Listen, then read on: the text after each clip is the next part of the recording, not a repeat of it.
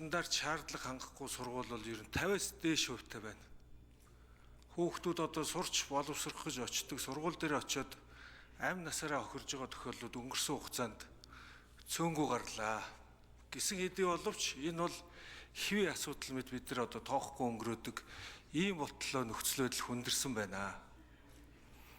Тэр орон нутагт ялангуяа сумын сургуулиудад одоо дотор ариун цэврийн өрөөтэй 0-той болох асуудал хөрөнгө мөнгө тавиад шийдэгддэг. Нэг жил хэрэглээд дараа жилээс нь байхгүй болчихдог. Тэгээ энэ бол хүүхдийн эрүүл мэндэд асар их хор хөнөөлтөй. Гэтэл энэ тогтмол үйл ажиллагааг хангаагүй улмаас хэн нэгэн ямар нэгэн хариуцлага хүлээхгүй байна. Тийм учраас энэ хариуцлагын тогтолцоог бий болгоё. 4 жил дутмын энэ сургуулийн эрүүл аюулгүй байдлын орчин хангах энэ төлөвлөгөөгөө сургууль болгон боловсруулад тухайн аймаг орон нутгатайгаа хамтарч энийг батлаад эх жил аль үйл ажиллагааг нь хэрэгжүүлэх юм бэ?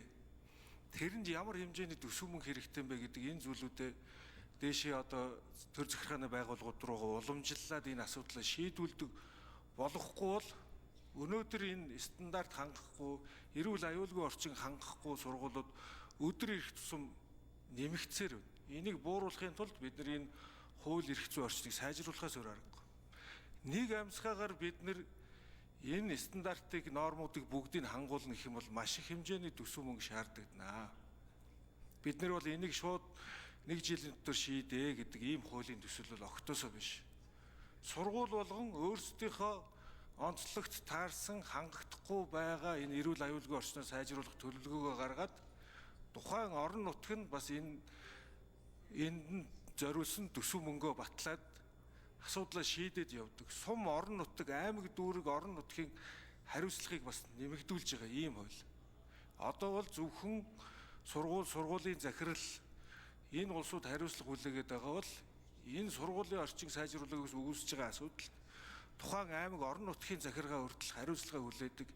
Энэ тогтолцоотой болж иж бид нэр өнөөдөр хүүхдүүдээ эрүүл аюулгүй орчинд сургах, эрүүл ирээдүг бий болох энэ боломж бүрдэнэ.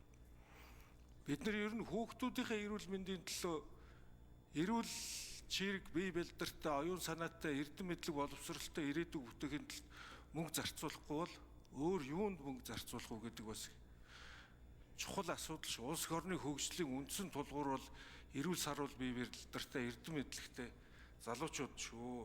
Тэгэхээр энэ дээр бас ажлын хэсгээс нэмээд яг төсөв тооцоотой асуудал байвал нэмээд хариулж байна.